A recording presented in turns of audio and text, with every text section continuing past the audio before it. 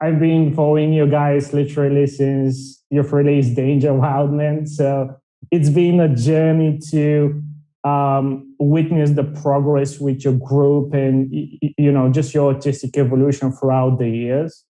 Considering what I've always found very compelling about you is the very sheer and raw emotion that has been expressed through so many different ways and with so many different influences and meanings and in general um, through leading to such a great artistic value and essence.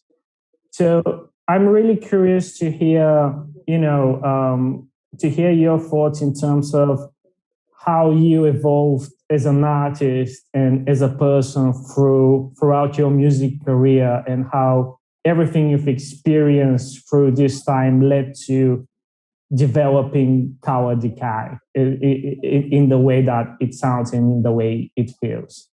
Yeah, I mean, I don't know. I think so much of it for me developing and evolving as an artist comes so much with just practice.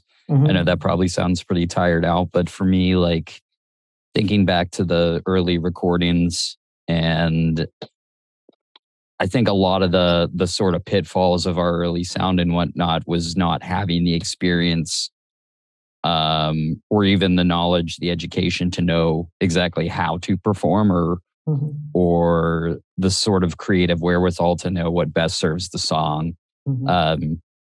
I've always found that it might be backwards, but I've always found that experimenting live always feels so much more more comfortable for me than the studio. I know most would figure, the studio is the time to experiment, but for me, I think a huge part of finding my voice and trying to up my game, generally speaking, as the vocalist of the band, is deeply contingent upon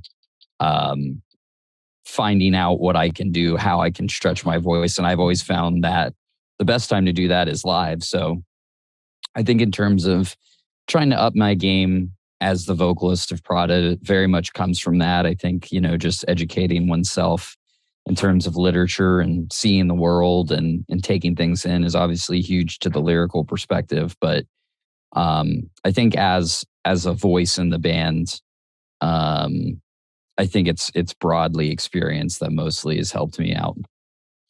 That's very interesting to hear because throughout the years, it's so obvious that the meaning behind your music, it's so apparent to me in terms of the different philosophical and existential topics that you've covered, and it always felt to me as a listener as a journey for me to understand what you've been experiencing as a person, and rather than just just listening to music or whatever the case might be. And I guess this is what really is immersive towards everything that you do. And I'm very interested to hear what's the exact idea, and what's the idea that sparked the concept behind Tower Decay as a general product. Was it there something specific that just clicked in your mind and led you to the idea of creating these songs? No, not specifically. I always find that it's much easier to make a record when you already have a record name. This one, John had a working title that I think we were all pretty half-hearted about.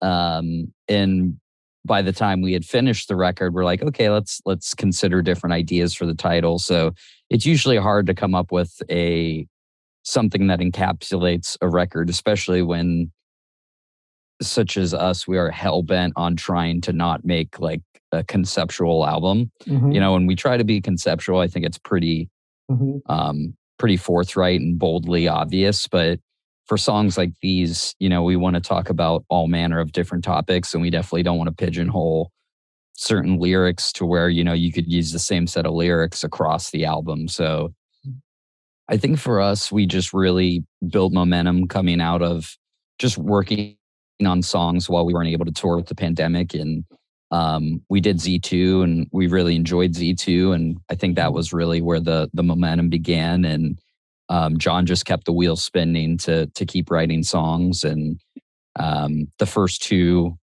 that we were doing vocals on were Sacrifice and Trapped. And I just got those and I knew we were going to do some singles and obviously turn it into an album. And I think that's really where the whole album began to bloom and the actual creation of the song started. Was around late spring, summer of 2021. Mm-hmm. I guess it was about then, yeah. Mm-hmm. I'm very curious to hear whether there was any specific process in developing the artwork, because I find it incredibly beautiful, and I just love the aesthetic visualization of this whole album cycle. It's very immersive. It's very striking to me as an art fan. So I'm very curious to hear what was the process of, if there was something specific in terms of creating this idea.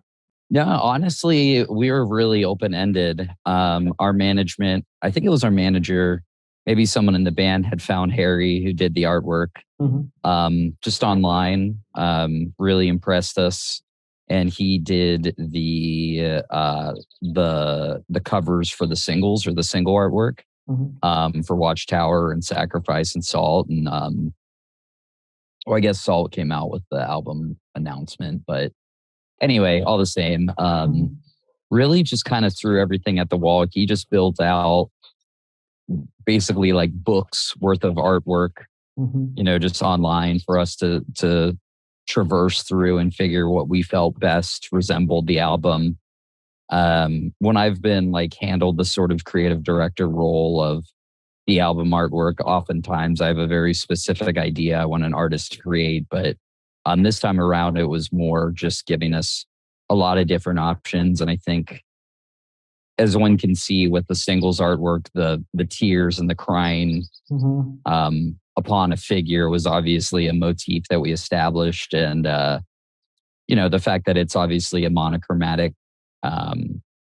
image versus, and the record is actually called Color Decay, I think really creates a stark contrast. And that felt very intentional. It definitely didn't feel like, I don't know, as colorful as we want the songs to be, and for as much depth and layers there are there, I like the contrast of this scratchy, sort of minimal cover. Yeah, I think it's a very interesting combination, as you said, because obviously it's such a intense album in terms of emotion and cover topics, but at the same time it almost feels very peaceful and positive, at least to me, when perceiving the song. What would you say feels the most special to you in this album, in comparison with everything else that you've created in the past? I think mostly just the sort of timeline and the ups and downs. We've certainly been hell-bent, dedicated to trying to create albums that have their highs and have their lows, and can generally, bring you through those ups and downs organically and freely. But I think Color Decay, more than The Act or any of our other previous work, the track listing and I think the different components of the songs actually achieve that better than we've ever been able to previously. It's such a, as for us, we're fans of albums. I personally don't really listen to singles online or something. If I turn something on, I want to hear the whole thing. And I think the